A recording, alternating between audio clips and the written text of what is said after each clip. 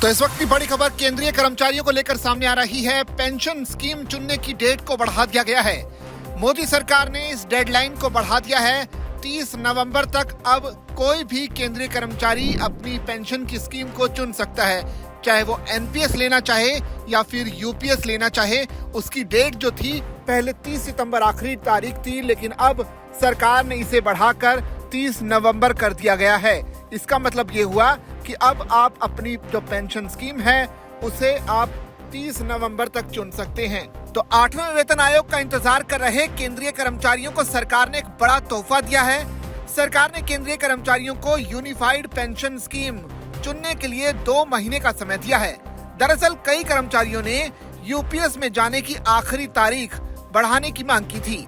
सरकार ने कर्मचारियों की मांग को ध्यान में रखते हुए यूपीएस स्कीम को चुनने की जो अंतिम तारीख है उसे 2 महीने के लिए बढ़ा दिया है। यूनिफाइड पेंशन स्कीम यानी यूपीएस चुनने की पहले जो तारीख थी वो 30 सितंबर थी, लेकिन आखिरी मौके पर सरकार ने इसे बढ़ाकर 30 नवंबर कर दिया।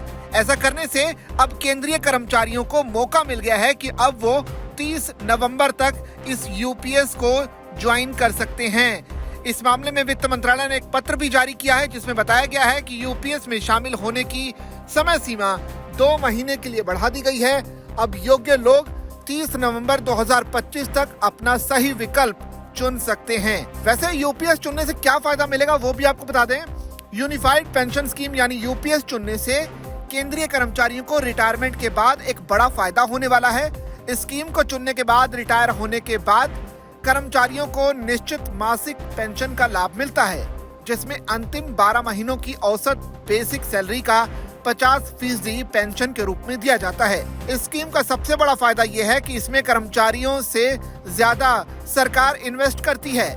सरकार इसमें कर्मचारी के वेतन का करीब 18.5% योगदान करती है, जबकि कर्मचारी को सिर्फ 10% ही देना होता है। इसके साथ ही इसमें परिवार को पेंशन भी मिल सकती है। अगर आप 10 सालों तक नौकरी करते हैं तो आपको न्यूनतम 10,000 रुपए पेंशन मिलेगी।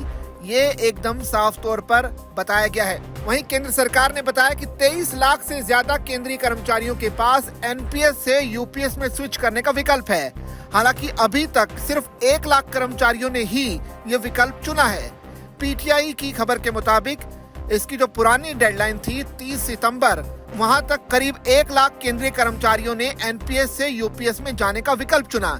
ऐसे में सरकार ने इसकी डेडलाइन को 2 महीने के लिए आगे बढ़ा दिया है, ताकि बाकी बचे कर्मचारी भी जल्दी ही ये चयन कर लें कि क्या उन्हें यूपीएस में रहना है या फिर एनपीएस में रहना है। तो उस हिसाब से जो 30 सितंबर की डेट थी उसे बढ़ाकर अब 30 नवंबर कर दिया गया है। यानी 2 महीने का और वक्त है इन केंद्रीय कर्मचारियों के पास कि वो अपने लिए सही पेंशन स्कीम चुन सकते हैं।